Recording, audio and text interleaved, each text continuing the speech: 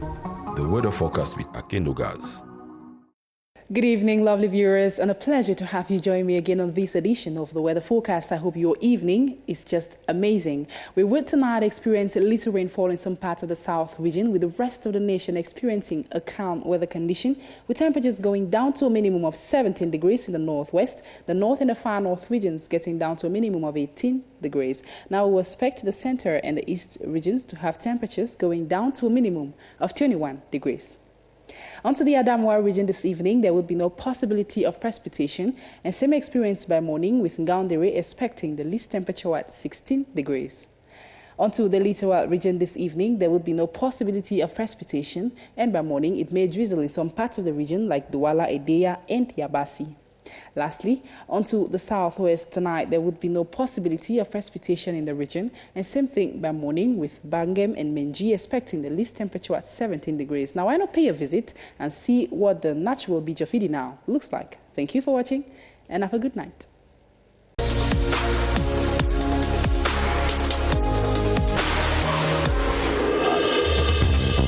Thank you.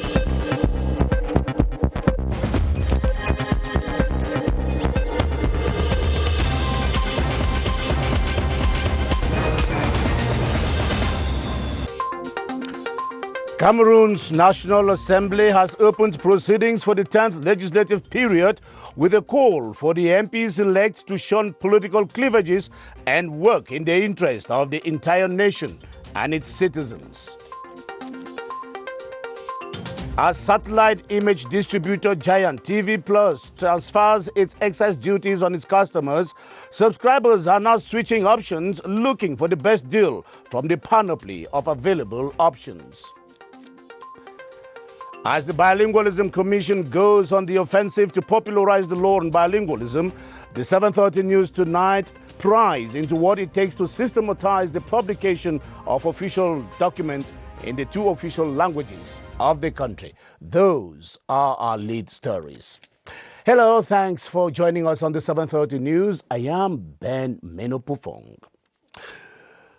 The statutory ordinary session of the 10th legislative period at the National Assembly has begun with the eldest member of the House, Laurentine Koa Mbede, enjoining the members-elect to work for the socio-economic development of the entire nation. During the proceedings attended by members of the Constitutional Council, the government ministers, at the helm of which was the Prime Minister, the MPs were exhorted to defend the supreme interest of all Cameroonians without exception.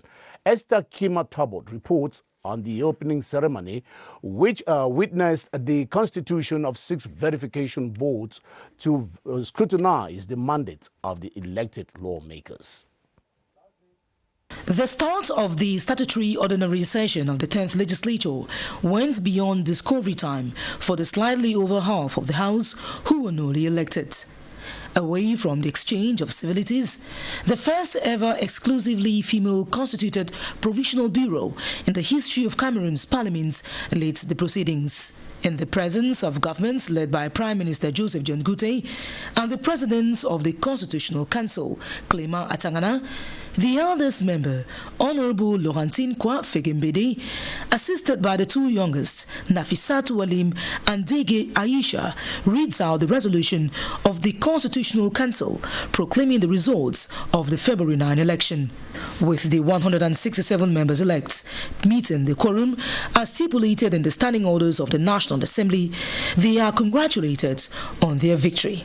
Some of us have been re-elected, while others have been chosen to represent their constituencies in the National Assembly for the very first time. I wish to sincerely offer my congratulations to all and sundry. Regardless of their political leanings, they were admonished to work for the socio-economic development of Cameroon, consolidate peace and national unity, as well as foster the decentralization process. Protecting the interests and common weal of the population is an engagement taken. I wish to equally reassure our compatriots that we will not relent to be at the service of all and sundry. Such is our commitment at the dawn of the 10th legislative period of the National Assembly of Cameroon. The 6 verification boards constituted during the plenary, made up of 27 to 28 members each, will get to work in the coming hours to validate the mandates of the members-elect. The National Assembly has seated 91 new parliamentarians during this first statutory session of the 10th legislative period in Cameroon. The first-time MPs stormed the Glass Palace today with ambitions, and it was a roller coaster of emotions when they took their seats inside the hemicycle. Gratitude, overwhelming joy, and that fulfilled feeling of having made it to the top was very evident. Beatrice Losamba was keen about their attitudes, their feelings, and their thoughts, and put together the following report. The first-time MP can't wait to unveil the mystery of his new job. It's okay. We'll have to fight with it for the next 5 years. Today he will be entering a legislature as new elected member, and it has just dawned on him the greatness of his role. A sumptuous breakfast would do to calm fears at the Glass House, crowned with honor and splendor. The most powerful men in politics fill in at the time of their arrival. Not intimidating to our newcomers, though. It was so normal. I thought it was something that would bring a lot of tension, but I was so relaxed. I used to come here to present some projects, so I'm not even afraid. Some of the first-time MPs are already powerful political figures and celebrities. Some emerged from humble backgrounds and won unexpected victories in the 2020 parliamentary elections. The normal militant, a member of the YC National Bureau, to section executive in the youth wing, section president, and today I am MP. They are now part of the legislative arm of government at the top of the ladder. A humbling experience, they say. Grateful and more determined to serve. The first thing I had in mind was national reconciliation. As a teacher, I am the inspector of basic education. I long very much that children should go back to school. I come from Duke, where school has not been functioning for more than close to 4 years. I feel so bad when I see children still at home when they're not going to school. Some are even getting pregnant. One of the main issues of the people of Cuba is the roads. Our town should be disenclaved. Little known before today, these first-time MPs are to watch out for. 91 of them joined the oldies to shape the country's laws and policies over the next 5 years. The members of the National Assembly-elect who witnessed the opening of the proceedings for the statutory ordinary session hailed the call for concerted action to better livelihoods in Cameroon. In spite of divergent political views, the majority agree that they have the obligation to legislate and adopt policies that meet the aspirations of all Cameroonians without exception. Esther Kima sampled their opinion on the message that had an exclusive feminine touch. Here is our report. It was the first time ever that a provisional bureau was being led by women at the National Assembly, and beyond the acclamations, the members-elect read meaning into the address of the eldest member. What is important is that campaigns are over. During that time, we had the chance to meet open and willing people who shared with us their aspirations and their concerns. Now the task is to transform these preoccupations into workable proposals and build consensus with the colleagues we have met here to have their worries become effective legislation that will bring them welfare. I'm ready for the challenges, and together with my population, precisely the people of Fundi, we are going to look at challenges such as electricity problems, water issues, health issues, and projects geared towards the empowerment of the woman and the girl child. For others, it was a commitment which they will hold to task throughout the mandates. We have been mandated for the people, for the population, for our compatriots to build the nation. We hope that the common interest will be over all our parties and personal conviction. With lofty ideals and aspirations, they intend to make their voices heard. Education is globally considered to be the bedrock of individual and national development. My target will be to encourage back-to-school activities. The second thing I want to do is to encourage the children by organizing and offering scholarship awards. With 91 new members expected to join in the debates, constituents remain expectant. One major challenge of the 10th legislative period that is opening today will be to constitute a bureau for the National Assembly at a time when youths and women are clamoring for equal representation at top political positions. Moki Edwin Kenzeka now makes projections into the type of bureau that will be emerging from this 10th legislative period. Whoever occupies this position becomes Cameroon's third state personality. Little wonder getting there is a political tussle. If numerical strength is the winning formula, as has been the case in previous years, then the speaker will be naturally from the CPDM party. It counts 139 lawmakers from the 167 voted this far. The question many are asking is if changes can be effected at the highest parliamentary office this time around. One school of thought says no. President Paul Biya, who watches carefully, quite often counts on experience, loyalty, and visible results. Another school of thought says it is time to effect change and inject dynamism at a time when younger generations are craving for political representation. It necessarily goes that it is based on conscience, but we are first of all here as members of a political party. We will inform ourselves on how to proceed. Women are also asking for their own share of political power. Regions want to be compensated for loyalty, and so the pressure keeps on coming. Opposition political parties need to negotiate very hard. Corridors of political power are at work. Some parties, to stop surprises, impose party discipline that relegates freedom, and that too is politics. And as the 167 MNAs elected during the February 9 twin elections take up their seats at the Ngwakele Glass Palace, preparations are intensifying in the Northwest region ahead of the March 22 election rerun ordered by the Constitutional Council. Let's now join Winston Lebga in Bamenda with updates on the state of preparations. He believes in divine intervention, and Oliver Ago hopes that he is going to poll a majority of the votes in Mezam North, as he did prior to demands for a rerun. I am confident that our God, who started this thing, will take to completion. And I'm confident that the population of Mezam North, that is Tuba Bafut, who came out massively on the 9th of February and demonstrated their and spoke and demonstrated their loyalty to me and to the youth, we again do this. This is one of the contenders, Kennedy Ambe. To him, the slogan, "Justice for all," should do the trick, and plans to make sure voters can see his point. When you vote for the UDP candidate, you are voting for justice for all. Everybody will be recognized, and I tell you, everybody will recognize and everybody will favor.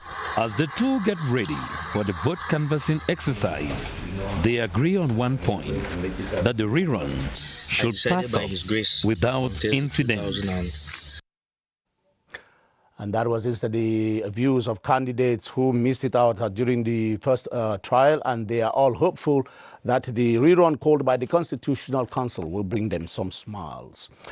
In our running series this week, which focuses on bilingualism, we look at the difficulties encountered in making available official documents in English and French. Thus far, there are lapses in the process of systematically translating documents. Kilian Dandifon reports that the recent law that promotes bilingualism has made provisions for this clause to be respected to the letter. The December 24, 2019 law on the promotion of bilingualism in Cameroon gives a lot of responsibility to the state to make the practice of the two official languages, English and French, effective, especially in matters of public documents.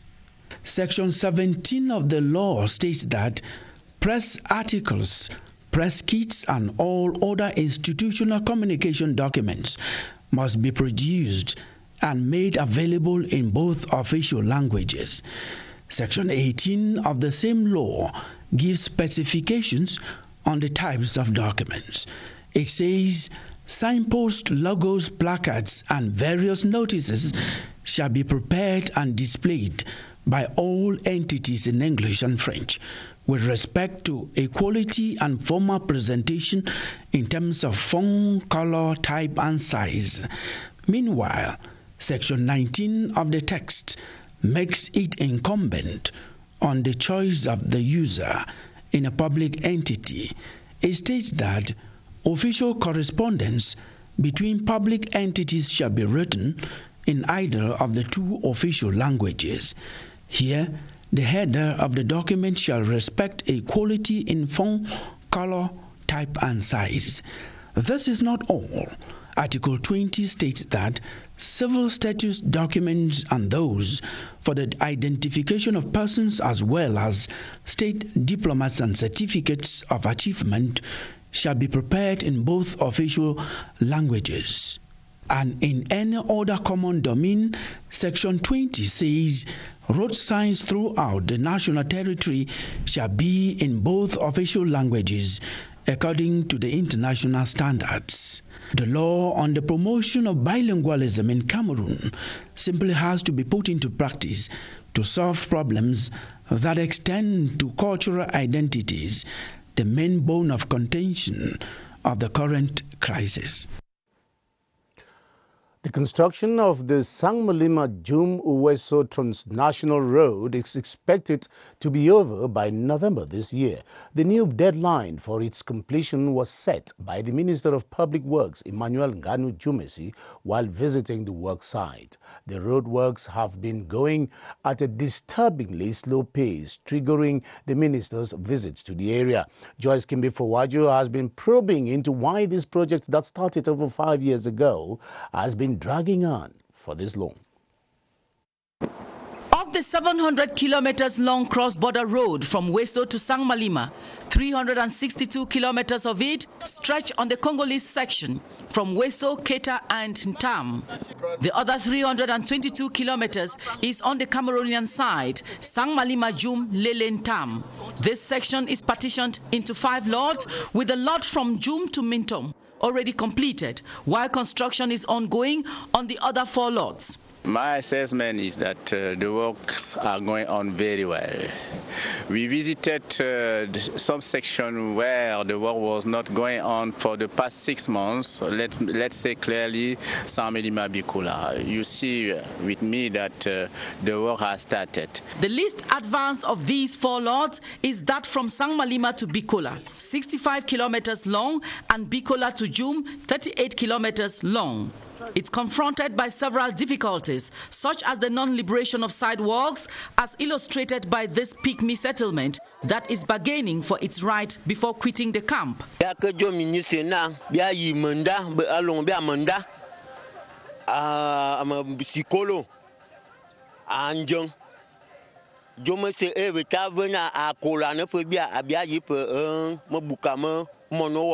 These constraints and others will soon be contained, as the supervisory authority of the project assures. The deadline is 30th September 2020. We are optimistic. We hope to do our best. The work will be completed by June 2020, which is very good for us. All stakes have been assembled to ensure that the Cameroon section of the cross-border road is completed later this year, to catch up with the Congolese side already gliding on tar. And you're watching the 7:30 news on the Cameroon Radio Television, the CRTV. We are beaming live from Yaoundé. Cameroon will, from the 25th to the 26th of March, host the 6th Economic and Entrepreneurial Forum of African Women in the Diaspora. The conference will, among other things, focus on discussing the pertinent needs of African women.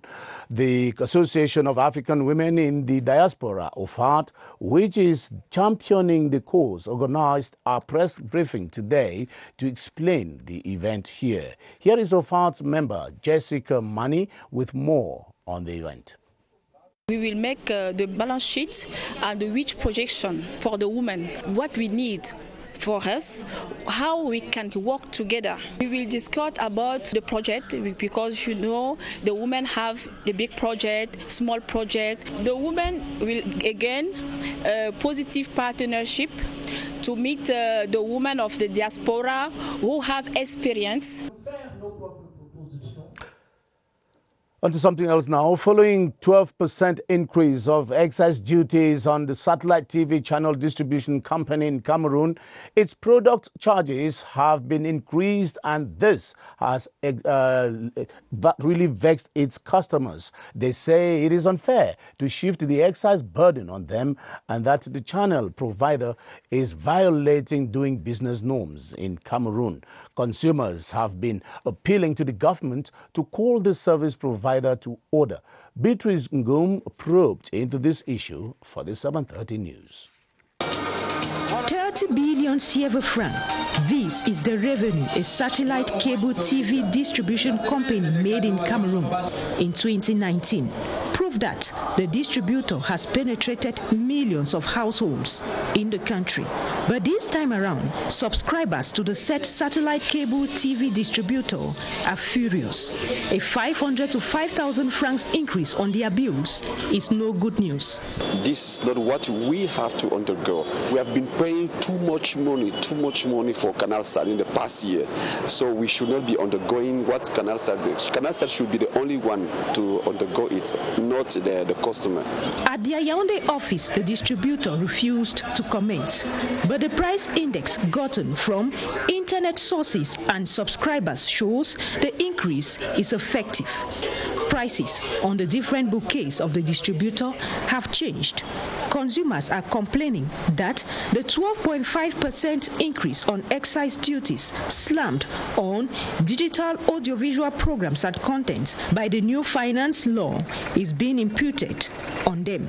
They are like shifting the burden to the consumers, and this might reduce the consumption of the consumers. There are some consumers who will not like to consume their goods because of the increase in prices. It's very bad for them to exploit consumers because they want to meet up with your taxes. Other opinions hold that it's simply the law of market economics. They back this claim by saying their offers are varied, their channels within reach and connection stable. In all, they have attractive offers, perhaps the reason why they have a huge clientele. But these subscribers now think the confidence has not been reciprocated. And as a result of this move to increase monthly rates for subscribers to the satellite images, more and more Cameroonians are seeking alternatives. The company is losing its customers to online television and other satellite TV broadcasting options, which are, by the way, in plenty. Emmanuela Vermue went sampling the available options for some Cameroonian online TV subscribers. Zapping from CanalSat to alternative direct-to-home satellite TV operators in Cameroon is likely the option for most consumers who judge their recent price increase as expensive. Satellite TV operators and online televisions are options experts confirm. Just to pay $50 a year and receive via internet your TV.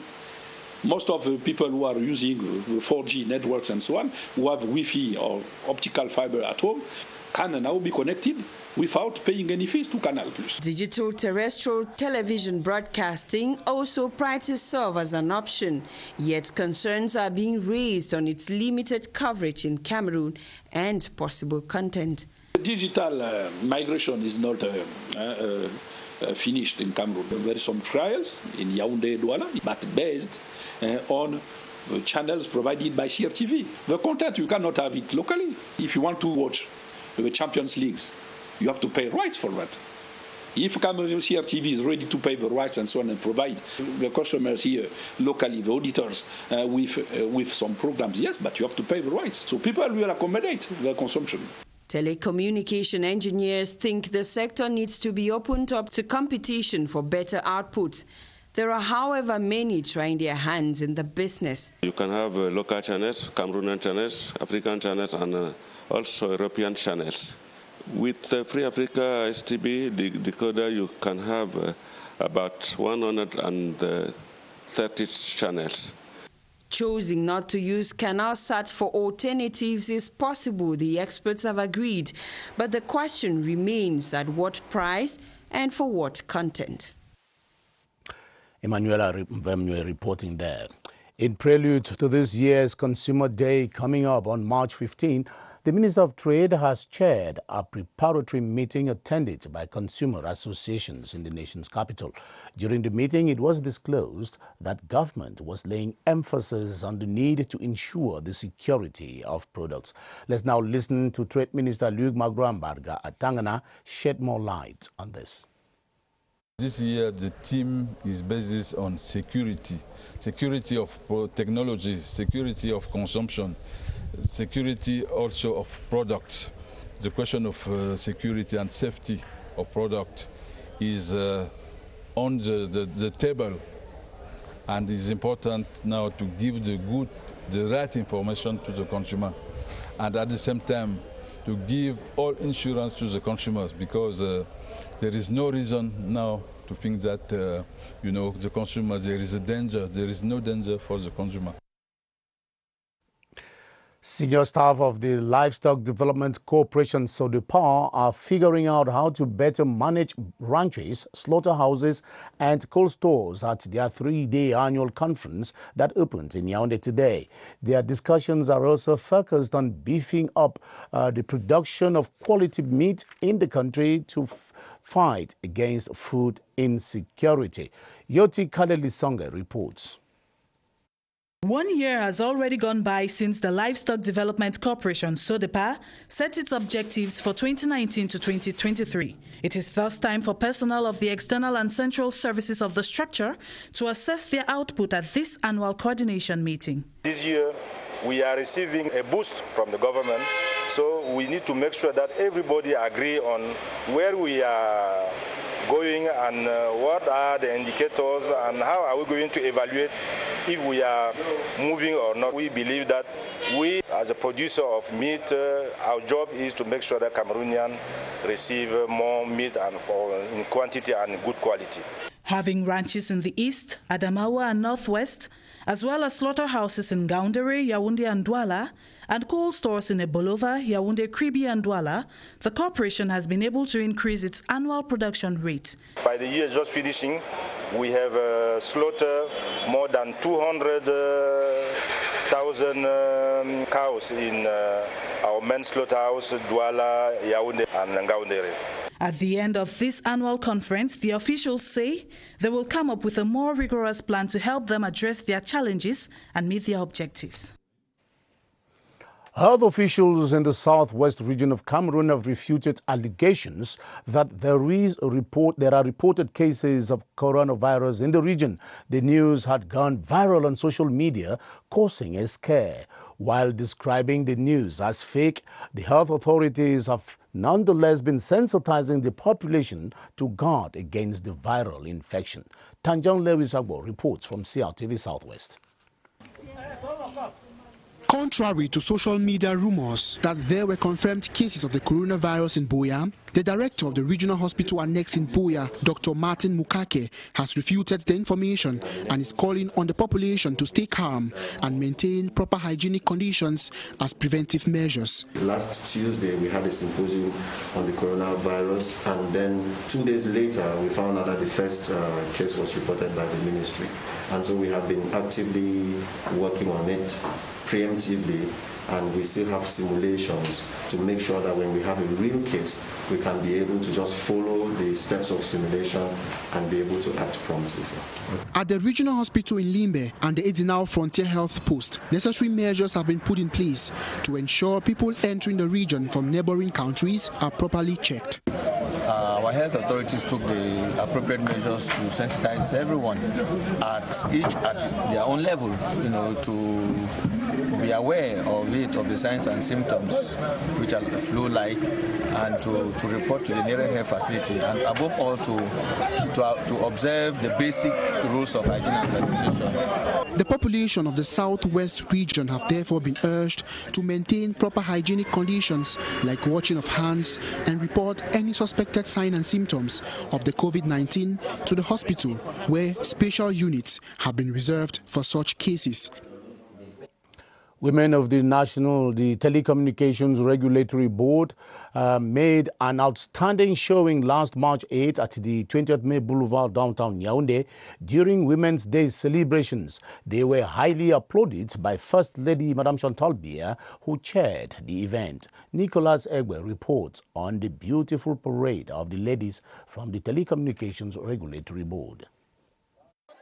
It was another Women's Day celebrations, and the women of the Cameroon Telecommunications Regulatory Agency came out in their numbers to join their peers in making their day beautiful, accompanied by their cars, driven by their women, and carrying their working equipment. The women marched past the Yaoundé 20th May Boulevard in front of Chantal Biya, wife of the head of state, amidst applause from the crowd. After the march passed, the women and their male colleagues gathered at the head office in Bastos for part 2 of the ceremony.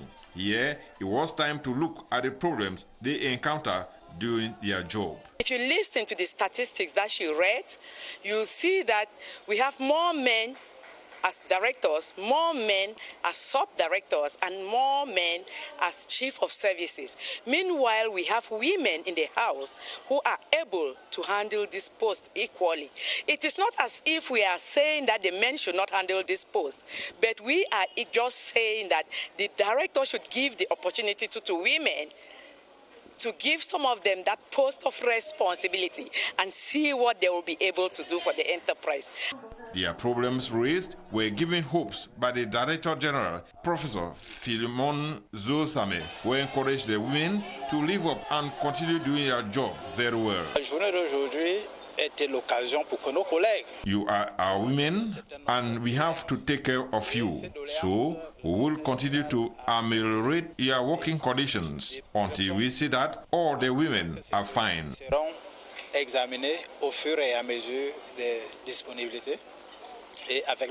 The women wine and dine together with their guests. Africa, yelele, Africa, yelele, Africa, yelele, we are champions. In sports tonight, we continue our countdown to the upcoming African Nations Championship with the presentation of the different groups of the competition, beginning with Group A, based here in Yaoundé. This group is made up of the host nation, Cameroon, Mali, Burkina Faso, and Zimbabwe, with matches to be played at the Yaoundé Omisport Stadium. Baldwin Sama is here with a profile of the group.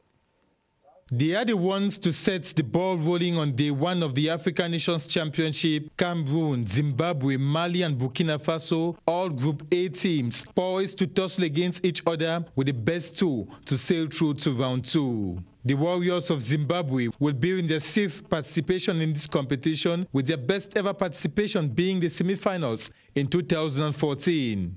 Most of the players are key players in their top flight teams, with Prince Dube on 7 goals, with Highlanders one of the players to watch out for. The absence of a competitive league in Zimbabwe has not permitted coach Lagorusik to have a competitive squad with the championship that is still to start. Mali is also to watch out for. After reaching the final in Rwanda in 2016, they were absent from the last edition of the competition in 2018 in Morocco. Team Mali will be counting on key players from Stade Malien and Joliba FC to play the trick and give them their first win. Team Burkina Faso knocked out Ghana during the qualifiers to be present in Cameroon this year to secure their tickets, with players selected from Bobo Dioulasso Football Club.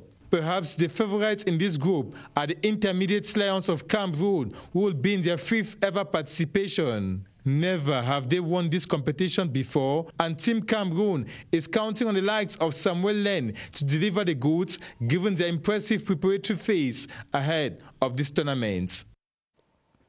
And still in sports news, Cameroon's indomitable Lionesses have been eliminated from the race to this year's Olympic Games after losing to Zimbabwe 2-1 this afternoon in Lusaka, Zambia.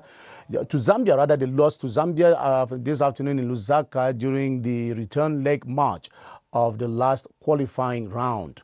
Cameroon beat Zambia 3-2 in the away leg match here in Yaoundé, but Zambia qualifies thanks to the away goal advantage. However, the Lionesses have the last catch-up qualifying match against the South American representative Chile this April to pick the last available ticket for the Olympic Games. And it is on that note that we end this edition of the 7:30 News. Thanks for watching, and do join us again tomorrow. Good night.